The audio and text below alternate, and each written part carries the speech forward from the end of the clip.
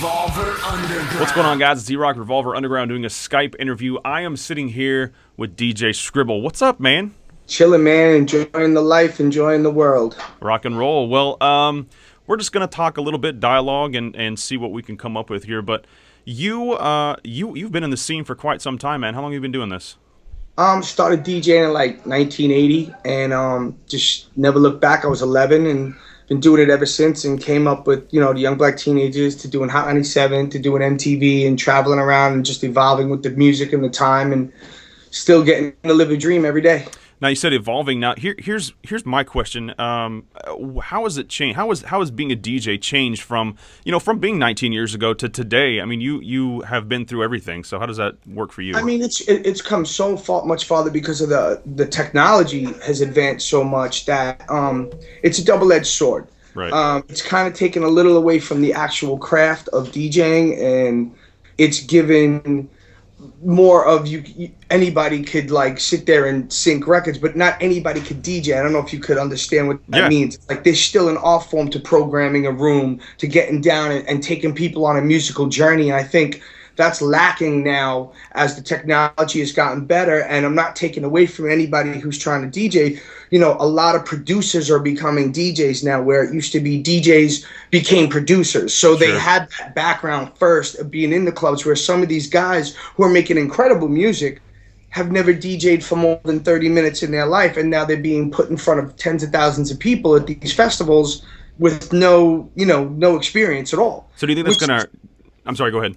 Well, yeah, which kind of hurts the actual craft of what we do. It's very easy to go up there and say, okay, I did all this stuff, and press sync and just throw levels up. I mean, it kind of takes, what we have created and what, not to sound cliche, but like people like Graham Wizard Theodore and Larry Levan or Junior Vasquez, or, whichever genre of music you follow, created and set the path for what's laid the groundwork. Now, on the other side of that, when you're sitting there and let's say you are using sync, or you are doing all that stuff, and you have a Tractor F1 and an X1, and you're going to sit there and actually remake your songs live on stage and utilize that into your live show as well as DJing, my hat's off to you, no doubt. You know what I mean? Right, You're going to evolve it. That's where the evolution comes in of what DJing has become. The average 11-year-old kid now is not going to know what a turntable is, let alone maybe CDJs. He's going to be on a controller. So you have to understand that that's okay,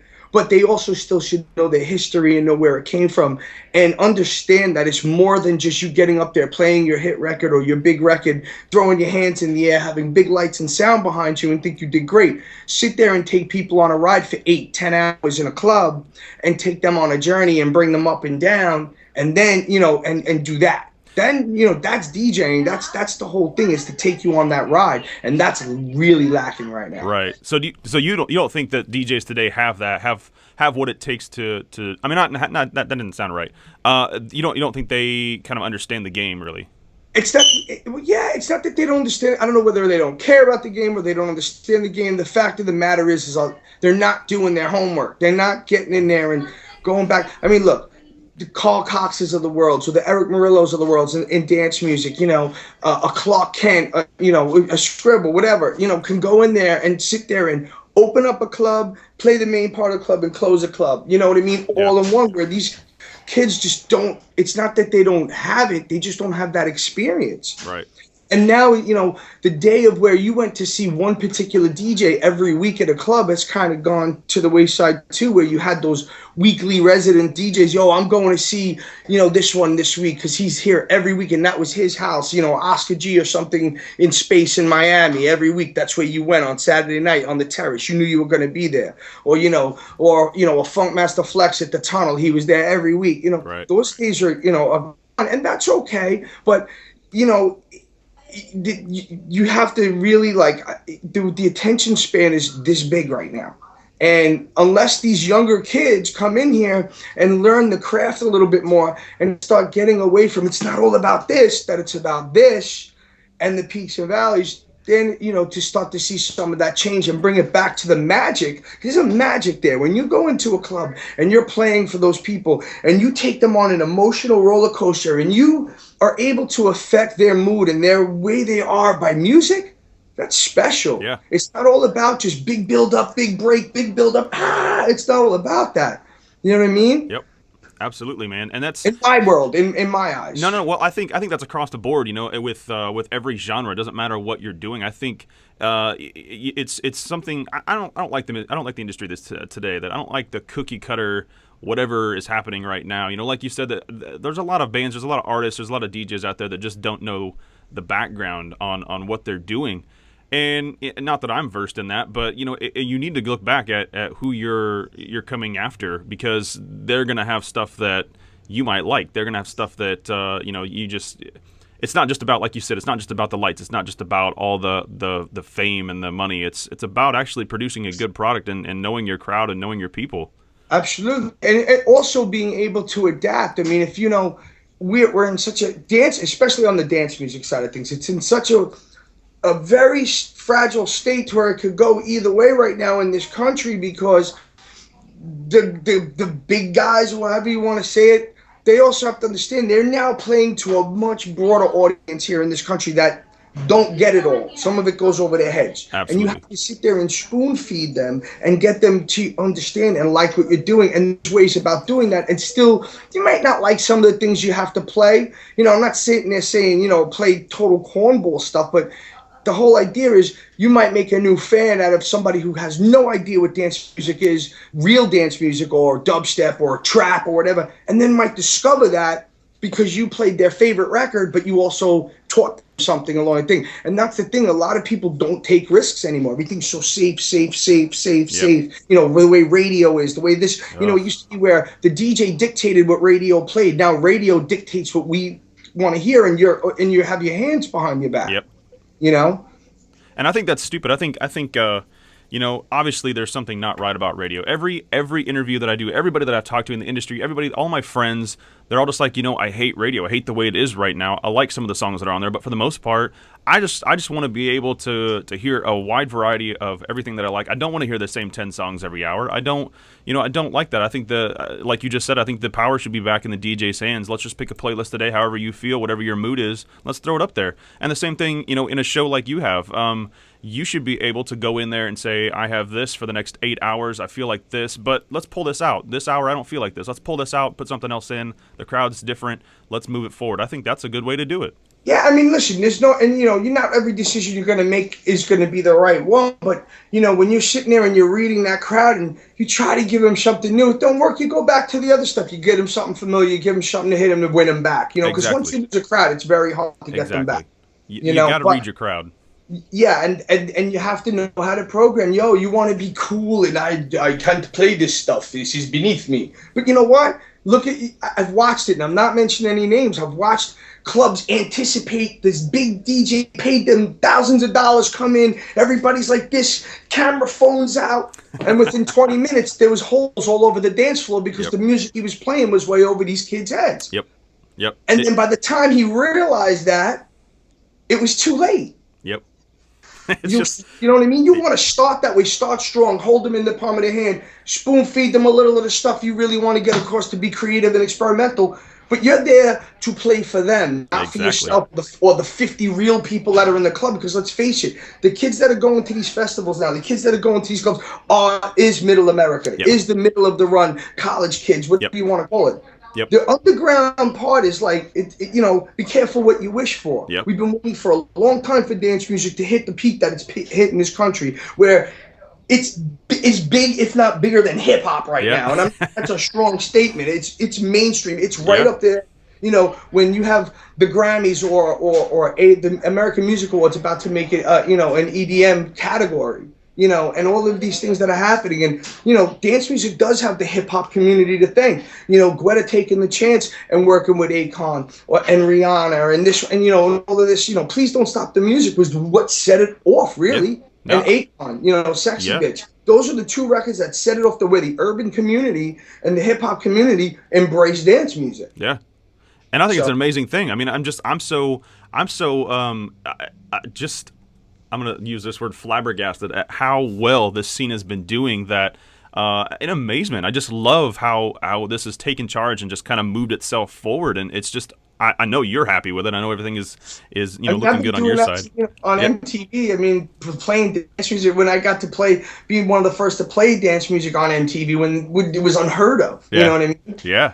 That's So, crazy. and I'm dropping Daft Punk, so it was like, what? What is this? So, but it's an incredible thing. It's just that it's gotten so young as far as the kids that are coming out, and the producers are so talented. Don't get me Yeah. wrong, Avicii, Nicky Romero, all these guys are so great. Alesso, all these guys, but they just learn a little bit more of the history and the craft behind it, and it's not just all lights and production and let me play my record.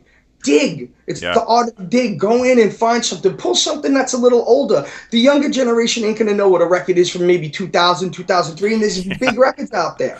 Exactly. Just play with them a little bit. Look at Luciano. Luciano's overseas right now killing it. He's not a producer, but Yep. he's pulling out records from back in the day, and these kids are thinking that they're brand new records. Yep. But he's digging, and he's taking those kids on a ride. Absolutely. Luciano got it right. Absolutely, I agree, man. I'm happy with this stuff too. Now, let's talk a little bit about your time with Wyclef Jean and Lauryn Hill. How was that?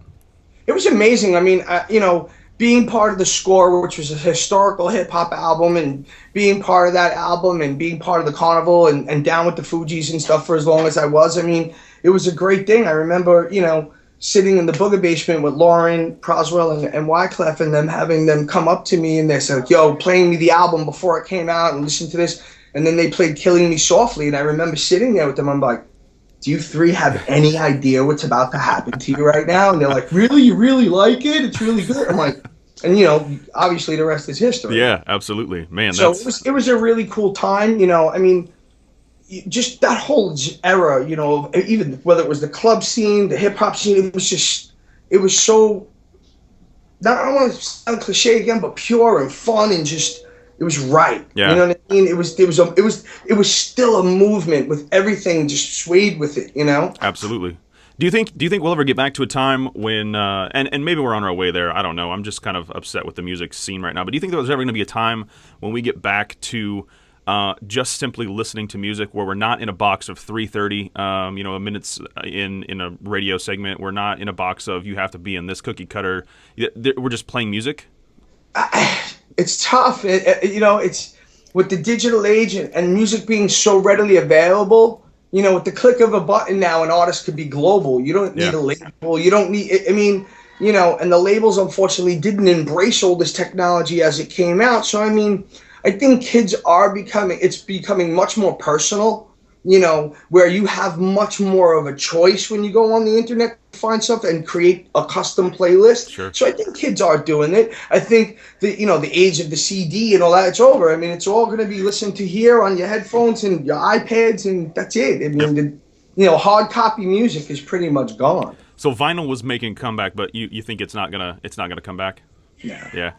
No way. I mean, I'd love it. You know what I mean? But it's unfortunately with the technology, you don't need it. It's like talking to my son and telling him, hey, this is a cassette tape. Right. What's a cassette, Daddy? You know what I mean? Like, we don't. So, and the people that don't evolve and don't embrace that, it's like when Tractor and Serato first came out, and I'm carrying 13 boxes of records behind me, and I'm gonna sit there and be like, yeah, this ain't real music, this ain't real DJ, Right. that's so faking it. No, I'm not. Those are still two pieces of vinyl. Everything that I do, and I don't have to bust my ass and carry and pay excess baggage and carry and all that money behind me. And I put my records away, and I still do the same thing. And I use the turntables always, And I use the CDJs, and I use an F1, and I use an EFX 1000, and I use a machine. I love toys, Man. and I let them all become part of me and the tools that I use. Sure. So, which comes back to you evolving into what is now. You're not only using the old school parts, but you're adapting to new school. You really have to do that in any industry, otherwise you're going to fade out. Yeah, you become a dinosaur. Yeah, and that's just how it works. I'm like that cable commercial. Don't end up as a dinosaur. I don't want to be a dinosaur. But I enjoy it. I love being at the forefront of the curve and the technology and coming out with the new things. I mean, with the Native Instruments now with the F1 and all those sample packs, and able to actually take all your stems and remix them live on the fly. And that's the thing. Like, you're gonna make your own music, you're gonna play your own music. Okay, now let me flip it a little bit so the crowd, when they hear it, they're gonna be like, yo, what is this? Oh, that's the remix. Oh my god, so be creative at it. It's Yeah. like it's so important. Like that's the other part. Like as a DJ, we were performers first. So Sure. the producers that are becoming DJs are not performers, so to say. They're musicians, and they're damn good ones, and technically great. Right. But they do have a one-up on a DJ that doesn't know how to make music because they have that the technical background to sit there and flip shit on the fly and change stuff up. It's like the Rolling Stones going out, making a sick studio album, and then going on stage and then sucking. Yeah. You know what I mean? What good is Yeah. it then? Take what you did in that studio, bring it now into your live performance. Bring in a live musician, bring in a live drummer, do whatever. If this is what you want to do, take it to another level so that, all right, so you can't scratch, you can't do that, but you know what? You're performing and you're putting on a show, and it's not just about a video screen behind you and a big sound system. Yeah. Absolutely. That's all I ask. Yes, and that's where I'm at too. I think you just need to, a lot of the indie artists that I deal with. That's what I deal with on a regular basis is indie artists, and I think that's where it's at. I think everybody understands. We're all sick of the game. We're all sick of this whatever cookie cutter thing that's going on right now in radio and music, and it's just like, let's get back to our roots. Let's get back to what really. It really moves us, and I think that's where it's at. You said it too with technology. With a click of a button, you can actually find everybody, and I like that. I'm impressed with that. And I think I'm excited to see where music is headed. I think it's just kind of at the same point where I don't know. I don't know what's going to happen.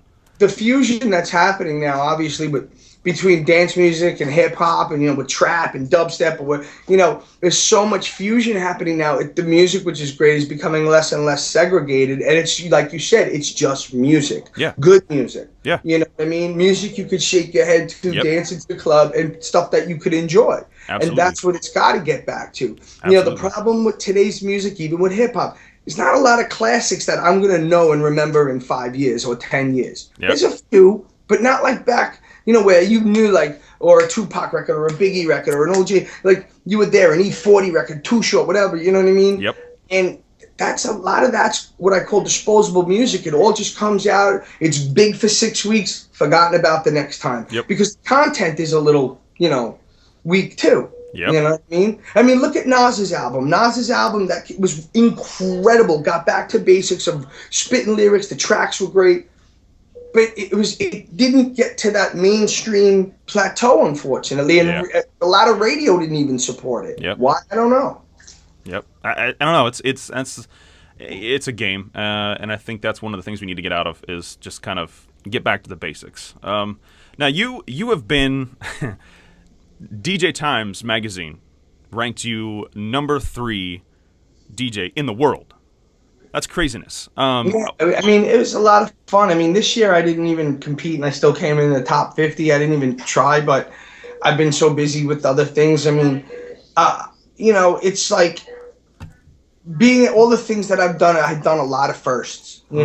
First DJ to do live stuff on TV the way I did. First DJ to do Super Bowl. First DJ, whatever it is. And I paved the door and opened up first celebrity DJ, whatever. But the thing with me is, to this day, I still get up every day and have butterflies when I play, whether I'm playing for 500 people or 5,000 people or 10,000 people. I still get the same little boy feeling to this day, almost 30 years after I started doing this. And I think that's one of the things that keeps me in this game. The money, all this stuff, it's great. Don't get me wrong. I've seen 54 countries. I've pretty much done everything I could do. And I'm still hungry for it, and that will never change because it was my passion and love first. There's still nothing better than when a kid comes up to me and says, I became a DJ because I saw you play on MTV or other. That's it for me. That's all I need to know that I changed somebody's life through music and for what I've done. So with that being said, what would you say the most memorable thing a fan has said to you or done for you or, whatever? I think the most memorable, and listen, like I said, I did Times Square for 1 million people, and I did a base on the border of Syria in Iraq, for 140 people. And I have to say, when I went to Iraq and performed for the troops, and we were on that border of Syria, and the commanding officer came up and he rips his combat patch off his arm, and he hands it to me. He goes, "I'm giving you this. This has been in a lot of shit, and I'm giving you this because you came to see me." Wow. That was my bit. I think out of my whole career, the best thing I've ever done. Yeah, I think, and you know what? That's awesome that you could be able to do that and just have that opportunity to just go and hang out with those guys. Because, you know, there's a lot of us back here that we don't get to see what they do on a daily basis. We only get to see what the media shows us, or what we're being told. And to go over there and to be with those guys and just to be, you know, one-on-one, face-to-face, man, you know, props to you. That's awesome. That is amazing. And I know I wish I had that experience just because, you know, we just don't get to see that. So, Like I said, it was really the most gratifying gig I've ever done in my life. I was over there for 2 weeks, and it was just, you know, I thank every day for what they've done for us, and yeah, the sacrifice that those men and women have done for us. You know, absolutely. It's a major thing. Absolutely. Regardless of how you feel about the situation, Exactly. those people are doing it. Yeah. Yeah, agree with it or disagree with it. Absolutely. Here's something that intrigues me. You were a judge on the 8th Annual Independent Music Awards, and being that I deal with independent music, that was really something that I thought was pretty cool for you to do. What was that experience like? Was it pretty cool or? Yeah, I mean, don't forget, I came from doing college radio and in more of an independent circuit, stuff like that. So when you get to do that, I've been able to tiptoe in both mainstream and the underground, and have the respect from both sides, because, I'm real about what, not to use the word real, but I love music, and it doesn't always have to be a big artist that has a lot of money behind them that's good music. There's a lot of great music on the independent circuit that's out there, and like I said, that's why the internet has become such an important vehicle for those bands or those groups or DJs or whatever have you on that indie scene. So getting to do that was a lot of fun. Yeah, it seemed like a lot of fun. What inspires you? What, to get into DJing, or like what inspires? When you're writing a song, when you're doing this on stage, what do you just look for in inner being, I guess? I mean, again, whenever we're making a record now in the studio, it's me and my little brother, whatever, I'm always close my eyes and visualize what is it going to look like, when what the lights are doing to the song, or what's happening, or what's going to change that mood and what moves me. And when would I drop this record in the night? Is it going to be an early record? Is it going to be a main record, a late record? But I've taken my inspirations from everywhere. I mean, I've come from a musical background because my dad was in a doo-wop group, and I came up with music all my life. So it's just, I pull from different things, from whether it's classic rock, doo-wop, it doesn't matter. It's like I embrace it all, and I think that's what keeps me, able to be a global, more versatile person. That's why I never got into one style of DJing, and I wanted to be the first DJ to play hip hop, play dance music, scratch, do it all. I mean, that's what it's about, Yeah. And what's the perfect writing environment to get to that element? Oh man, I mean, it depends. It just could be a vibe, when you like. When you're writing, I mean, my studio is set up a certain way. It's just perfect for what I love to do. But, I mean, I could do it on a plane. I mean, it doesn't matter. I'll just sit there and I'll just get up and I'll think of something and get in and just start playing with, beats, whether it sucks or not. And then we'll go home and polish it up. It doesn't matter as long as you're constantly evolving your craft. Yeah, that's pretty sweet. So 225 plus shows a year. You've been in all 50 states. Yes. You said 54 countries. Yes. What is the best show you've had? Best show I've had, I would have to say it was definitely when I was at MTV at the turn of the millennium. But it was me, Slinky, and JS1 on 6 turntables, and I convinced Dave Sorolnik and Judy McGrath, the heads of MTV at the time and Viacom, to let us bring in the new year with DJing, and they let us have it, and we did it. And that was. You could see that's on YouTube. They have that clip on YouTube. But that was a pretty big moment, for me, as just for what I've done, and then just for DJing in general, that they got to see 6 turntables go live for almost 8 straight minutes before New Year's Eve hit. Wow, that is freaking crazy. Yeah, it was pretty cool. Well, with all that being said, what is the best advice you can give to a new artist or a new DJ? I mean, with the new DJ now, I mean, the way this business has become, I mean, really, start producing, like having your own records out, whether it's a mashup, a remix, or if you do produce and do your own stuff, you know, it's that's your stamp right now. Just because you're dope and you could scratch and get down, it's like, unfortunately, that's not enough anymore. You have to be the full package and be an artist and what you're going to contribute to the craft of music now, not just to turntables or CDJs, whatever you were using with format, but to be a complete, package. That's it. You have to have the complete package now. Absolutely. Where can we find your music, your stuff? Right now I'm working on this project called Distorted Reality, which is on SoundCloud. It's We Are Distorted. There's a bunch of bootlegs and mashups that we just did on that, and then we're getting ready to release a bunch of old classic house jams, but that we totally remixed. And then we're also getting ready to do a bunch of original stuff, and then bringing my brother out, who's going by the name of Ladato, and he's got about 20 songs about to hit. So wow, rock and roll. There it is right there. Very nice. Yes, DJ sir. Scribble, thank you so much for hanging out. I do appreciate it. And, go check out the site, guys. Go check out the new music. He's got some good stuff going on. I do appreciate your time, man. Thank you, man. Appreciate it. I'm Bye, Rock. brother. Peace. Revolver Underground.